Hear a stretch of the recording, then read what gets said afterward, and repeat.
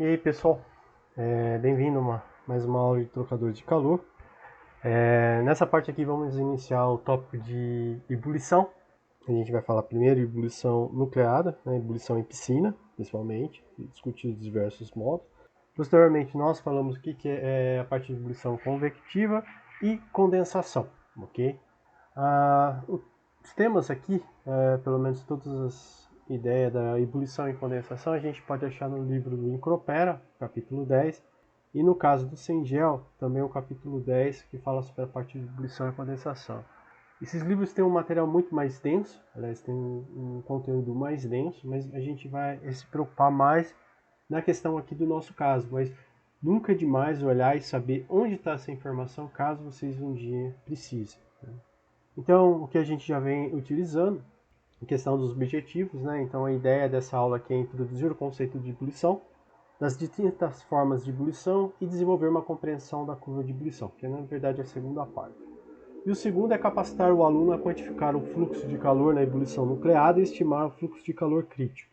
Aqui nós vamos, nessa aula aqui, falar sobre as correlações, o desenvolvimento matemático para esses cálculos e, propriamente dito, a aula de exercício, que posteriormente vai ser feita em classe, a gente vai fixar e depois vocês fazem isso com melhor fixação através de exercícios.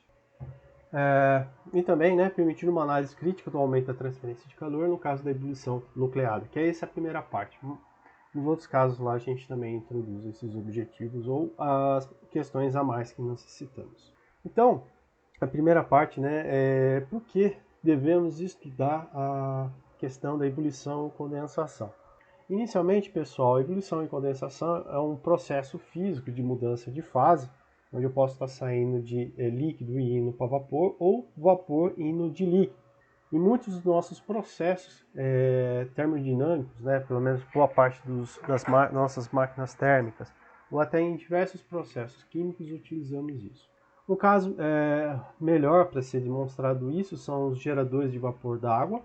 Nesse caso aqui é somente um gerador de vapor. Na saída aqui, né, é o que acontece, eu tenho uma fornalha, mas eu posso ter algum outro tipo de dispositivo para repassar calor para um fluido, no caso aqui é o ar atmosférico que está queimando. A temperatura é passada dos 500, 700, 800 graus Celsius, ele passando por aqui, ele vai aquecer essa água que está dentro de um recipiente, de um vaso de pressão. Essa água ela começa a entrar em ebulição e eu tenho saída de vapor por aqui, enquanto por aqui eu tenho os gases quentes. E esse vapor aqui é utilizado em diversos processos. O principal normalmente utilizado aqui a gente tem conhecimento é da indústria alimentícia, mas na química, processo de esterilização, geração de vapor, a gente tem esse processo. O que acontece hoje com o advento, né, de resistências elétricas, também temos geradores de vapor, utilizam resistência elétrica. É bom? Sim, depende do caso. Só que o grande mal é que a gente está usando uma forma de energia extremamente cara e valiosa, que é a energia elétrica para se transformar em calor. A curto prazo parece bom, mas a longo prazo às vezes isso daí não é interessante. Mas isso tem toda uma visibilidade, tem todo um estudo em cima disso. Okay? Então, no nosso caso aqui, a gente está falando mais de processos onde eu tenho ali a queima ou a geração de calor numa fonte, sem ser, vamos dizer, esse caso da resistência elétrica. Então, aqui tem várias partes do processo.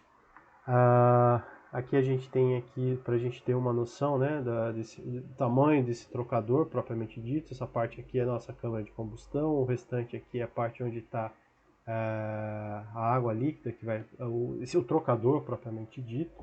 Se vocês verem também, né, a queima não pode ocorrer aqui, nesse caso aqui, a queima, nesse caso aqui é com uma flama, né? Então, ou ela pode ocorrer externamente ou internamente dentro do nosso conjunto. Às vezes eu posso usar um outro resíduo, né? Por exemplo, queimar carvão ou queimar carvão mineral e assim vai sucessivamente. Essa parte aqui a gente não entra tanto em detalhes. Só um comentário, por exemplo, o restaurante universitário, se eu não estou enganado, antigamente queimava óleo diesel, mas houve um estudo para se modificar ele para se queimar gás natural. Por quê? Por causa da poluição. Ok? O gás natural é um pouquinho mais caro em alguns casos. Só que o produto da combustão às vezes não envolve a produção de elementos que possam ser tão contaminantes, igual, por exemplo, o caso do diesel, que você tem particulado ou alguns tipos de óleos produzidos durante esse processo. Também, ainda utilizando um gerador de vapor, só que nesse caso aqui a gente chegava só como vapor saturado. A indústria ou produção de energia, a gente tem o dispositivo de gerador de calor. A parte que nos interessa da ebulição é aqui, né? O tubulão e mais essa primeira etapa aqui, mais as paredes desse trocador de calor aqui, em que vai ocasionar a questão de mudança de fase do líquido para vapor. Mas convém ressaltar que depois existem outras partes do nosso sistema, onde o fluxo é monofásico. Por exemplo, nesse último aqui, normalmente é para aquecer o ar. No anterior aqui, normalmente é para poder aquecer a água.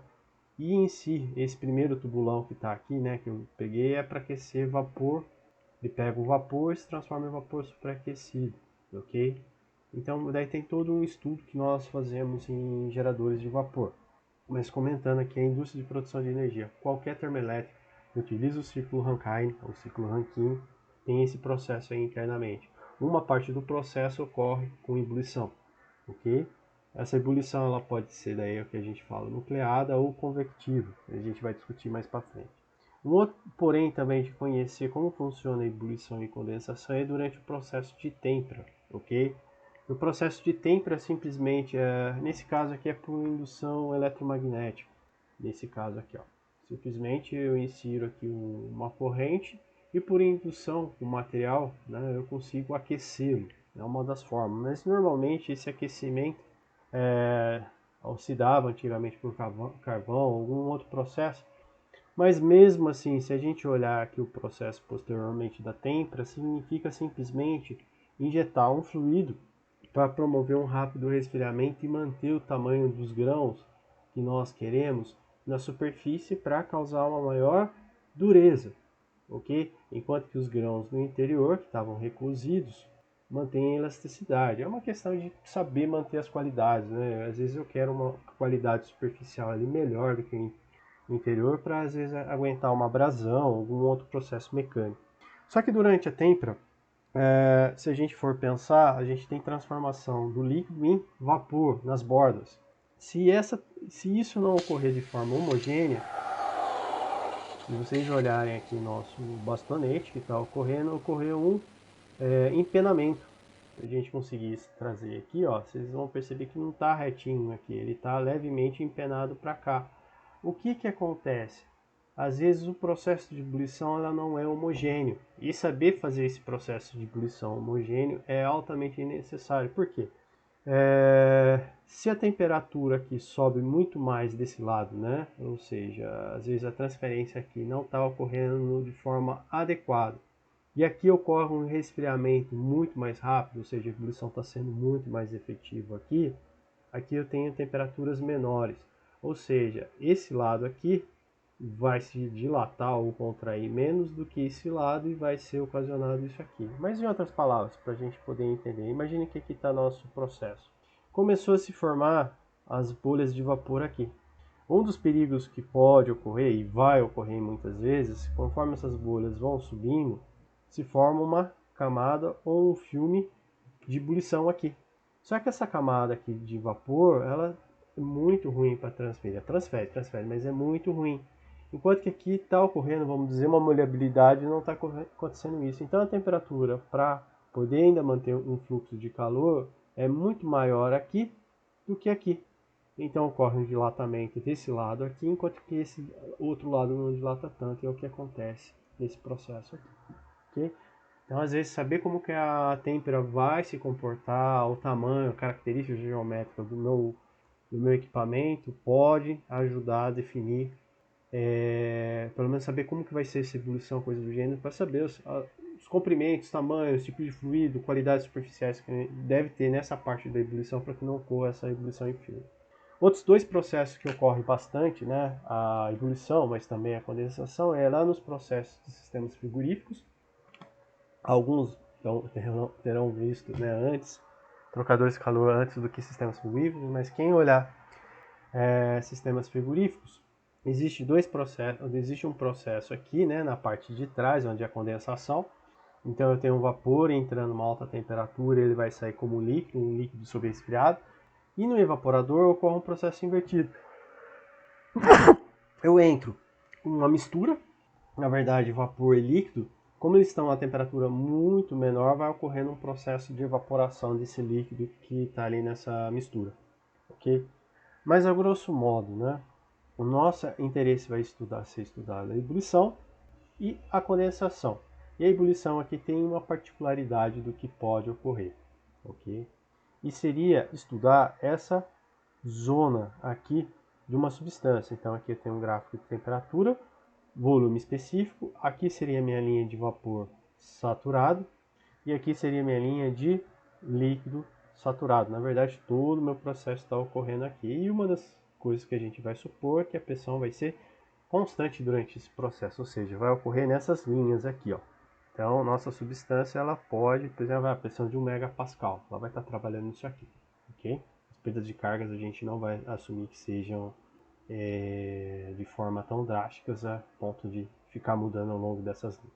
Bem, então a primeira coisa que nós precisamos definir é o que é ebulição e evaporação. Embora o processo seja similar, né, que é a transformação de líquido para vapor, a ebulição é um processo muito mais dinâmico do que a evaporação, porque a ebulição normalmente ela vai ocorrer numa interface líquido e sólido. Então, se a gente poder ampliar aqui, ó, nós teremos um sólido e na parte superior o líquido, tá bom? É um processo muito mais dinâmico que ocorre numa interface sólido-líquido. Enquanto que a evaporação é um processo mais lento, né? Ela é um processo mais lento quando comparado à ebulição. E normalmente ela vai ocorrer em uma interface líquido e uma mistura gasosa, ok? Então se a gente olhar, eu vou ter uma película de líquido ou uma superfície de líquido e superiormente eu vou ter uma questão gasosa. Quem for fazer psicometria vai entender melhor esse processo de evaporação aqui. Essa mistura gasosa, no nosso caso, seria o ar atmosférico. Então, no nosso caso, como a transferência a gente quer uma coisa dinâmica, a gente vai estudar a ebulição em piscina, ok? Só que agora convém comentar dois tipos de ebulição, igual comentamos que vai existir aqui. A ebulição que ela pode ocorrer confinada, né, dentro de um recipiente, e essa água, entre aspas, visualmente ela vai estar estacionária, ou ao longo de, por exemplo, eu tenho um duto aqui, e a água está sendo passada por aqui. Eu falo água, mas entenda qualquer fluido, né? Etileno glicol, R11, R22, um óleo térmico, se ele for entrar em ebulição, qualquer coisa que está ocorrendo mudança de fase. Então a ebulição piscina ocorre, como o próprio nome diz, né? Numa piscina, ou a gente também entende como um pool boiling, né? Se a gente for olhar dos processos que nós vimos aqui, ó, esse processo aqui ocorre em um pool boiling, ou ebulição em piscina, ok? Já o processo de ebulição convectiva, né, a gente percebe a convecção forçada que ocorre ao longo do tubo. Aqui eu deixei nesse formato aqui, né, a figura, mas ela pode estar na horizontal e não nesse formato vertical que nós estamos vendo. Vai estar ocorrendo o processo da ebulição em piscina, a gente poderia ver, né, que é o que está ocorrendo na superfície aqui, mas ao mesmo tempo tem os efeitos da convecção forçada, ok? Onde estaria ocorrendo isso daqui, ó? Se a gente olhar lá no evaporador, né, é a ebulição convectiva, pelo menos o evaporador que nós temos lá na nossa geladeira, que é essa parte aqui com essa estrutura, uma forma de nós podermos visualizar. Então, para a gente poder entender aqui, né, a ebulição em piscina, pessoal, eu vou precisar tirar som em muito dos vídeos, por causa que senão depois não subir no YouTube eu não consigo, ok? Mas se vocês forem olhar aqui, ó, essa aqui é uma ebulição em piscina, aqui eu estou com um determinado fluxo, uma potência, um fluxo de calor sobre área, ok? Aqui eu estou aumentando esse fluxo de calor, mas aqui imaginando que já está em regime permanente, ó, se vocês forem aumentando, vocês vão vendo que a formação das bolhas e as coalescências das bolhas, conforme esse fluxo aqui, né, ela acaba sendo muito maior. Então aqui nós vamos estudar aqui nessa aula de hoje. Olha, vocês percebem que as bolhas se tornam muito mais dinâmicas e agitadas. Existe um ponto máximo para esse caso aqui, ok? E no caso da ebulição convectiva, igual nós falamos, é esse processo aqui, ó. Eu estou vendo com líquido aqui, em um determinado momento, vamos voltar aqui, em um determinado momento, na verdade não chega a ser no título igual a zero, né? Mas vamos supor título igual a zero lá, ou a linha de líquido saturado, é muito mais fácil só para a gente poder explicar. Que acontece? Eu estou com o meu fluido passando, agora ele pode entrar em ebulição. Se eu der um pouquinho de energia, parte do líquido se transforma em vapor. Então, a cada acréscimo aqui, o que vai acontecendo? O título vai aumentando, né? Porque eu tenho uma quantidade maior de vapor sobre a massa total. Eu tenho uma quantidade maior de vapor. Então, como ele também está em convecção, a gente vai perceber padrões de escoamento existindo nessa questão aqui. Então, vamos pôr aqui o primeiro, né, para vocês perceberem, ele está indo da direita para a esquerda. Então, se vocês perceberem, ó, conforme vai se produzindo mais vapor, esses padrões de escoamento vão modificando. E, por exemplo, aqui, né, se vocês olharem nessa parte final aqui, é bem mais cara que a gente chama de anular, né, o padrão de escoamento anular. Numa parte aqui a gente vê em bolhas, uma outra parte que nós temos uma sensação de pistonado, ok? São características aí que dependem de muitos fatores, aí como diâmetro, tipo de fluido, densidade, né, que você está trabalhando. É bem complexo essa questão, mas a gente vai focar somente na ebulição em piscina. Bem, pessoal, a primeira coisa que eu preciso, ou pelo menos a gente tem que entender, existe que daí que a ebulição em piscina, ela pode se iniciar, ou vai iniciar normalmente subresfriada. O que significa subresfriado, pessoal? Vamos supor aqui eu tenho duas panelas, uma pressão de 1 atm, né? Só que aqui está no início. Então, existe aqui um degradê de temperatura ao longo dessa panela. O que está muito mais próximo aqui da superfície, aqui já está para poder ocorrer a ebulição. Só que o líquido ainda não está na mesma temperatura. Então a ebulição ela começa a se formar aqui, a bolha aparece, só que conforme ela vai subindo, ela vai trocando o calor com o líquido que está mais frio e ela aumenta, aparece uma bolha grande, só que a bolha vai diminuindo de tamanho, até porque parte do vapor vai se transformando em líquido para aquecer esse fluido aqui que ainda está abaixo da temperatura de ebulição. Então a gente fala que essa ebulição ela ocorreu subresfriado. E é o que normalmente a gente vai perceber. Se os volumes ainda são relativamente grandes, né, não tem uma boa agitação, esse processo leva-se um tempo até ela chegar num equilíbrio. Mas passado um tempo, o que vai acontecer? A água, ou toda a água, vai estar a 100 graus Celsius. Então, nesse caso aqui, eu posso falar que a ebulição ela é saturada, ou seja, todo o líquido está a 100 graus Celsius e nossa temperatura aqui, né, está para ocasionar. Então, se eu vejo uma bolha, essa bolha mantém o mesmo tamanho. A tendência é ela se juntar com outras bolhas que foram criadas perto dela. Que daí não é condensação, é aglutinação, vamos chamar, entre essas bolhas, ok? Então, existem esses dois pontos. Normalmente, é aqui que a gente vai trabalhar mais, né? Na ebulição saturada, que a gente vai adotar aqui, já está com esse regime. Então, um dos primeiros pessoas a estudar esse efeito da ebulição em piscina foi um pesquisador japonês chamado Nukiyama, lá em mais ou menos em 1934, que ele fez mais ou menos um experimento que a gente pode ver aqui nos slides. Então, simplesmente ele pôs uma resistência elétrica. Dentro dessa resistência elétrica, ele pôs um variador de corrente, né, voltagem, que ele pode regular a voltagem ou a corrente. A partir disso, né, desses dois parâmetros aqui, ele pode regular a potência, né, que pode estar sendo inserida.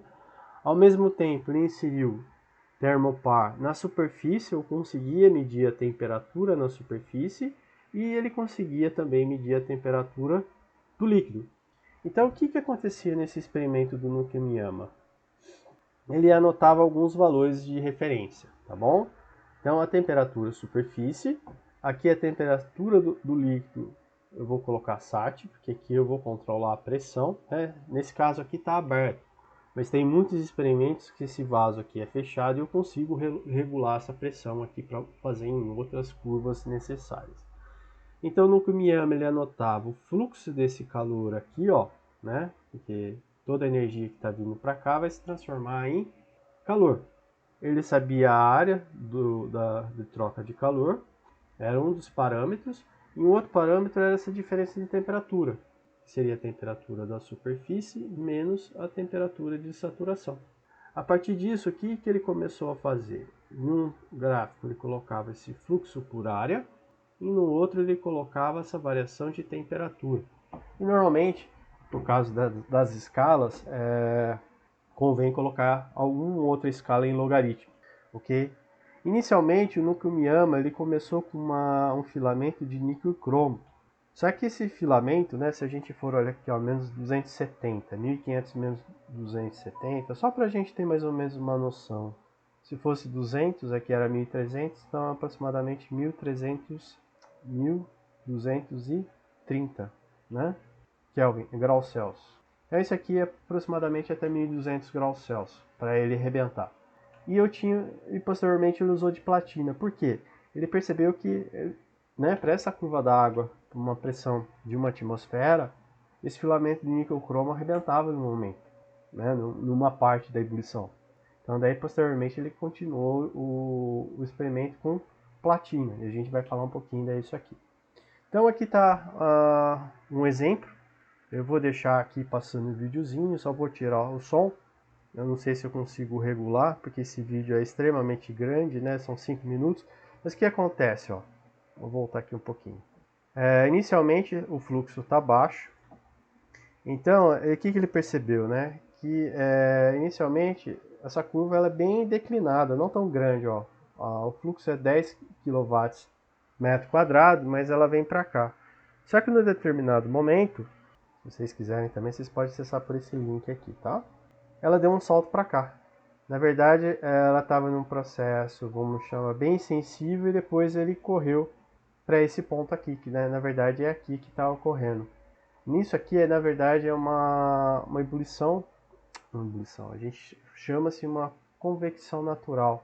A maior parte da convecção aqui ocorre por causa da diferença de temperatura, né? Não é a ebulição propriamente dita que nós conhecemos.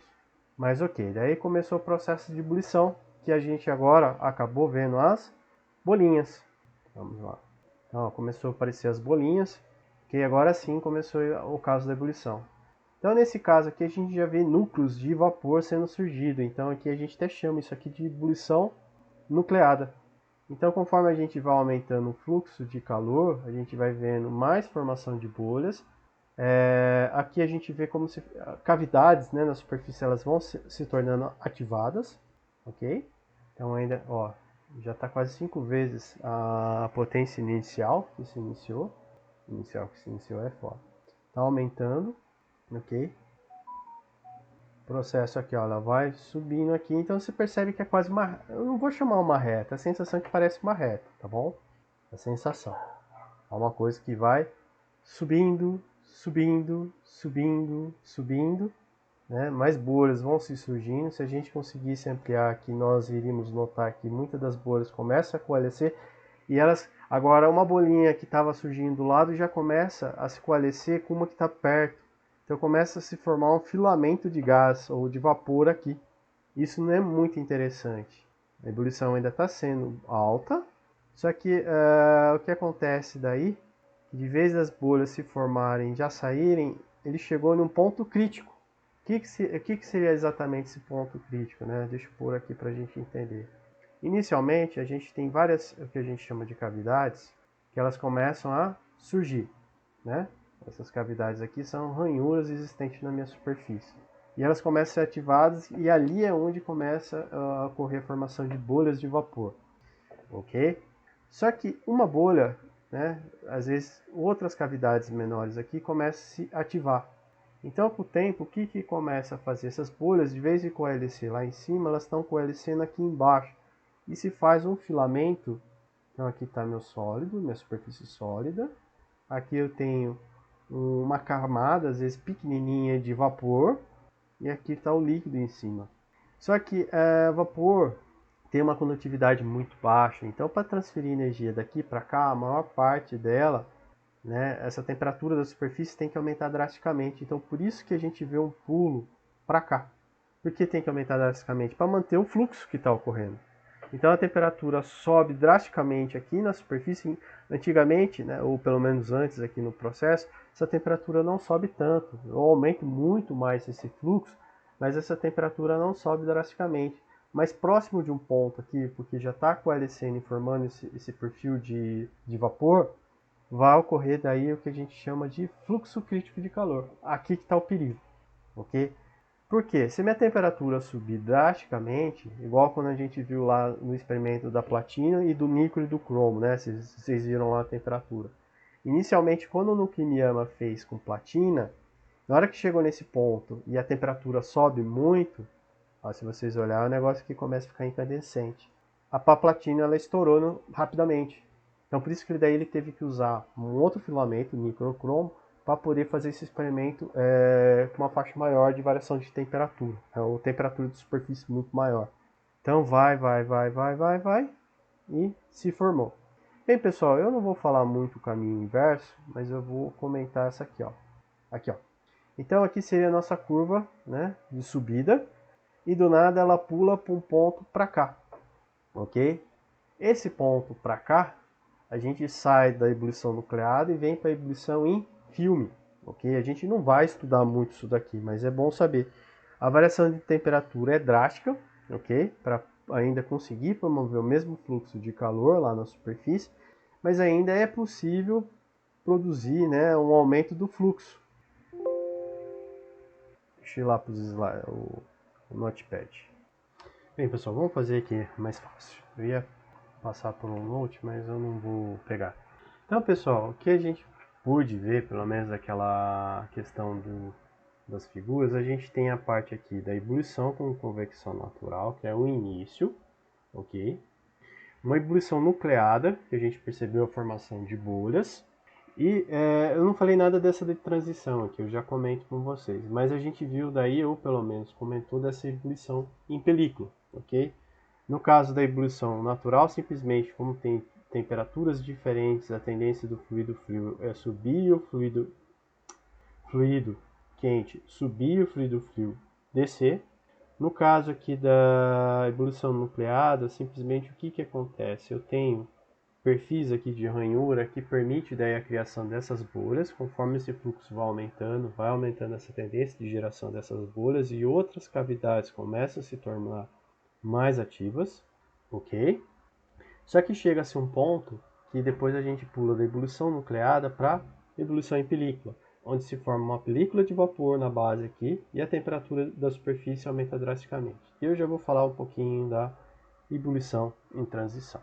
Então, pessoal, se a gente pudesse colocar, né, a gente viu lá que na verdade isso aqui ele sobe para cá, depois na verdade ele pula, na verdade é quase nesse ponto aqui, mas vamos lá tentar explicar. O Nukimiyama, né, aqui é um gráfico de variação, né, do mesmo experimento do Nukimiyama, mas só para a gente entender. Isso aqui foi feito para água, uma atmosfera, qualquer outro fluido, em outras temperaturas, né, a forma física vai ser o mesmo, qualitativo os valores vão ser diferentes, então as variações de temperaturas vão ser diferentes, mas isso aqui é para água a uma atmosfera. Então, mais ou menos com um fluxo de 1000 watts metro quadrado, a variação de temperatura, né, entre a superfície e a saturação é 1 grau Celsius. E essa tendência de convecção natural vai até mais ou menos 5 graus Celsius, aproximado, ok? Já mais ou menos lá próximo de 5 graus Celsius, se eu for aumentando o fluxo de calor, a tendência é isso daqui ir aumentando. Igual nós vimos, mais bolhas vão se tornando, mais cavidades vão surgindo e isso vai permitindo uma melhor transferência de calor. Só que você percebe que inicialmente essa curva aqui ela tende a ser melhor e depois ela começa a decair. Nessa parte aqui já começa a coalescência se tornar relativamente grande. Então, embora ainda esteja transferindo, já começa a dar zica. E nós definimos daí esse ponto final aqui, ó, como um ponto crítico. E nós chamamos esse ponto crítico de fluxo crítico de calor. Aqui ele fala fluxo térmico crítico, mas a literatura que eu utilizo normalmente é fluxo crítico de calor. Por quê? Após disso, se a gente manter o fluxo de calor, a gente não vai ver essa parte aqui. O Nikimiyama, na verdade, não viu isso daqui. A gente pula daqui para cá, ok? Para esse ponto aqui, a gente vem nesse ponto aqui, que é o que a gente chama de ebulição em película, ok? O Nikimiyama, ele pulou para cá e depois que ele começou a diminuir a potência, ele desceu esse gráfico aqui, ó, nesse ponto, e depois ele pulava para cá, ó. Bom, isso é uma questão aí do experimento. Se vocês forem olhar lá o videozinho que tem na parte anterior, vocês vão ver isso daí, ok? E também o pessoal fala a questão de esterese, né, dessa curva aqui, mas no geral ela sempre mantém um certo valor.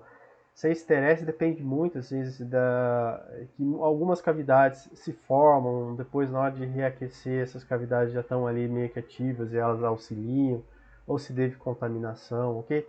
Mas a gente não precisa entrar. Então, nessa parte, toda essa parte aqui é o que ocorre a ebulição em piscina. Então, se eu estou lá numa temperatura alta, por algum motivo, né, eu paro de alimentar minha resistência, eu diminuo, a tendência é ele vir para cá e não pular desse ponto E para o ponto C, agora voltando para aqui. Não, ele vai descer por aqui e posteriormente ele pula para cá. Então, daí eu tenho o nome de um ponto aqui muito interessante chamado Langfrost, ok? O que acontece então? Esse outro ponto aqui, que é a ebulição em transição, eu só consigo ver ele, ao fazer esse experimento, se eu faço alguma coisa onde eu consigo controlar a variação de temperatura e não o fluxo de calor. Ok? É aqui que está a sacada que o Nikimiyama não conseguiu. Quem fez isso daí foi depois os alunos do Nikimiyama mais tarde. E conseguiram daí ver essa ebulição em transição. Mas a gente não tem tanto interesse em saber. O que é interessante para nós do ponto de vista de trocadores de calor, é sempre a gente vai trabalhar nessa faixa, a gente calcula esse fluxo crítico para trabalhar, vamos dizer, 70 a 50% do fluxo crítico de calor. Eu vou dar um exemplo, reator nuclear. Reator nuclear, a gente tem que saber onde está o fluxo crítico de calor para não chegar nunca próximo. A gente trabalha ali numa faixa de 20 a 50% desse fluxo no reator nuclear para as barras que estão lá dentro. Se eu passar disso, é um perigo enorme, né, de a ebulição na parede ir lá para a ebulição em película. E se isso ocorrer, a gente já viu já, por exemplo, lá do Fukushima, acho que aconteceu lá no Japão, em outros lugares. Simplesmente a temperatura da superfície do reator aumenta, né, pelo menos ali das placas, elas perdem a estabilidade mecânica, na verdade muda-se as propriedades mecânicas e elas se tornam, ela não aguenta a pressão que é feita. Então elas rompem, ok? Então a gente vai falar mais da ebulição nucleada. Então aqui, ó, ebulição convecção natural, ebulição nucleada, que a gente tem até o ponto do fluxo crítico. Temos ali a ebulição em transição e a em película. Bem, pessoal, eu vou só falar de um ponto aqui, que é o Langfrost, mais para frente. Esse ponto aqui, ó, como a gente tem uma camada de vapor, ok? Essa convecção aqui, essa curva da reta aqui, a convecção nesse ponto é menor, né? O gás transfere menos convecção do que o líquido, né? Ou pelo menos dessa ebulição nucleada. Então isso aqui dá-se um processo muito interessante que acontece. A gente vai falar de um experimento aí para vocês, se vocês quiserem fazer em casa com uma panela ou com um ferro, né? Mas tomar cuidado. Vamos fazer em aula, é mais fácil. Okay? Então aqui, ó, a questão do burnout que a gente tinha falado, que é um perigo de chegar a passar do fluxo crítico, ficar na ebulição em película e a nossa superfície não aguentar aquela temperatura superficial. A gente dá seu nome técnico de burnout, ó. Opa, vamos lá. Ó, então o que está acontecendo aqui se a gente olhar? É o burnout. Aqui é uma ebulição em película. Por que está esse vermelho? Porque parte da irradiação também, como a temperatura subiu muito, parte da transferência de calor se dá por radiação. Então por isso que a gente vê. Só que o perigo é perder essa propriedade do material e quebrar. Ok? Então esse ponto ele ocorre normalmente lá depois do E, né? Só que no pular daqui para cá é rapidinho chegar assim na temperatura superficial. Se o material não tem especificação, coisa do gênero, é fácil ele arrebentar. Sem falar, às vezes ele nem quebra por aumento de temperatura, mas sim que as propriedades térmicas, as propriedades físicas do material não resistem para as pressões que foram feitas. Ou eu preciso fazer um equipamento extremamente grande, né, para aguentar as pressões que estão ali presentes. Então ele vai romper, ok? Então tomar cuidado com esse ponto crítico. O ponto de Lady Frost, tá bom? Vamos tirar o videozinho aqui, infelizmente eu tenho que tirar. Então, se vocês pegarem e chegarem numa panela quente, isso aqui vocês só tomar cuidado, pessoal. Eu acho que é tudo adulto. E jogar uma gotinha d'água, vocês vão ver que essa gotinha ela fica correndo em cima da água. Por quê? Porque simplesmente a gente está ali naquele ponto de Lady Frost. A temperatura superficial está tão alta, né, que ela fica correndo aqui em cima. A gente tem uma película de gás na parte inferior dela. Então, não sei se nesse mesmo experimento aqui para a pessoa fazer, não, acho que não vai ter. A questão de aquecer a água, né, do zero, numa panela, ou jogar uma mesma gotinha. Você vai ver aí quem que seca mais rápido, né? Aqui é questão de falar um pouquinho da gravidade, né? A ebulição nuclear a gente percebe normalmente por causa da gravidade. Então aqui é a gravidade da Terra e aqui no espaço. A gente vê uma bolha sendo formada. Então a gravidade é um dos efeitos interessantes. E aqui é a questão da ebulição nucleada no espaço. Ou seja, a gente só vê mais ebulição nucleada, ou que a gente conhece ebulição nucleada, próximo de algum planeta, próximo de ambientes que têm gravidade. Ok? Só para comentar. Então, pessoal, vou falar aqui das correlações empíricas, né? Eu deixei aqui, não vou entrar muito em detalhes. Aqui, ó, né? Para a gente pegar e ver a primeira etapa aqui, normalmente para fazer o cálculo a gente usa de convecção natural. Então a gente usa que o núcleo é igual a 0,27 vezes o número de Rayleigh, né? Esse número de Rayleigh é dado aqui, sim, é dado pela gravidade, o coeficiente de expansão térmica do líquido, a variação de temperatura, o comprimento característico da placa, a viscosidade cinemática e a difusividade térmica. Okay? Então a gente usa esse número dimensional aqui. Para essa faixa aqui, para placas, né, a gente consegue fazer esse cálculo. Lembrando que esse L, na verdade, é a área sobre o perímetro dessa placa. Okay? E daí dá meu comprimento característico, não estou vendo de ano. Então, mas a gente não vai acabar utilizando nos nossos casos aqui. A convecção natural também para tubos grandes horizontais tem esse formato aqui. Se vocês entrarem lá em convecção natural, a gente pode ver, mas também não vai entrar. O que vai nos interessar mais é a correlação de Rosnow, tá bom? Que é para essa faixa aqui da ebulição nucleada. Então, lembrando, esse fluxo aqui para nós, ele vai ser dado em watts por metro quadrado. Aqui é a viscosidade do líquido, aqui é a entalpia de formação líquido e vapor, gravidade, diferença de densidades do líquido saturado e vapor saturado sobre tensão superficial, elevado todo esse termo aqui, que seria uma dimensional elevado a meio, vezes o calor específico, né, do líquido, né, ou então correndo ali, a variação entre a temperatura superficial e a temperatura de saturação, aqui é aquele ΔT de temperatura. Aqui entra um coeficiente adimensional experimental que depende da combinação superfície-líquido. Novamente eu tenho aqui o coeficiente, não é o coeficiente, aqui eu tenho a entalpia de formação, líquido-vapor, e aqui o Prandtl calculado para o líquido elevado ao número que depende do líquido. Tá bom? Essa aqui foi a correlação proposta por Rosnow. É muito interessante. Então, o que nós precisamos normalmente, né, dado umas condições? É determinar esses coeficientes adimensionais, esses coeficientes aqui experimentais. Normalmente, para água, esse N vale 1. Para outros fluidos, esse N é tabelado, mas aqui eu não tenho esses valores, então a gente sempre vai usar para água, né? E esse coeficiente CSF depende da combinação superfície-líquido. Então, ó, água, cobre, polido 0,0130. Água, latão 0,006. Se a gente olhar aqui, né, ó, se eu fizer aqui um usinado e polido, vocês percebem que esse valor diminui. E se ele tiver mais rugoso, opa, usinado e polido, não, deixa eu procurar aqui, ó. Se ele é polido, ele tem um valor. Se ele é rugoso, ele tem um outro valor. Então, se a gente olhar aqui, ó, Se esse valor aqui é pequenininho, esse termo tende a ser grande.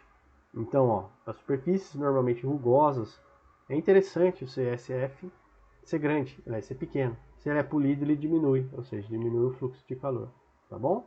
Então a gente tem aqui a correlação de Rosman para determinar o coeficiente, ok? Pessoal, vou fazer só um comentário aqui que a gente vai até utilizar em aula depois para... Se eu tenho aqui, ó, essa curva aqui, ó, fluxo de calor. Nesse fluxo aqui, ele é dado watts por metro quadrado. E aqui é dado ΔT. Se eu quiser saber o coeficiente de ebulição, como que nós descobrimos? Lembre lá, ó, então fluxo de calor, que é watts, pela lei de resfriamento de Newton, é um coeficiente, área e um ΔT de temperatura, ok? Essa área, se eu passar para cá, eu tenho esse Q aqui, ó, Q sobre área, é igual a H vezes o ΔT. Então, se eu passar também meu ΔT para cá, meu H de ebulição ele vai ser definido como Q? Q sobre A dividido pelo meu ΔT. Tá bom?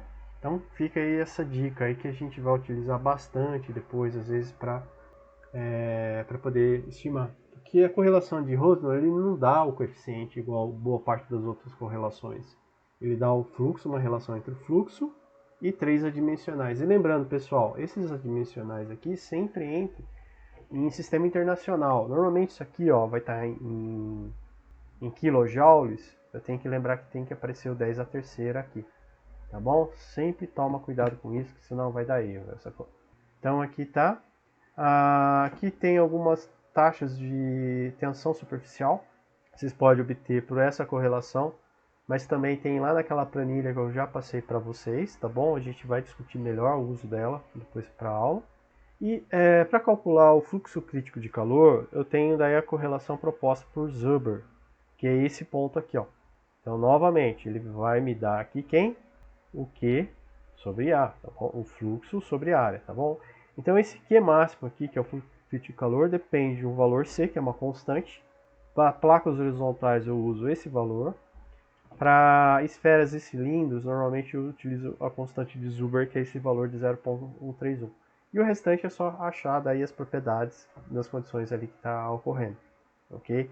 Lembrando novamente, esse coeficiente aqui, ele é kilojoules por quilograma. Na hora de colocar aqui para calcular, tem que ser joules por quilograma, ok? E daí só fazer um comentário.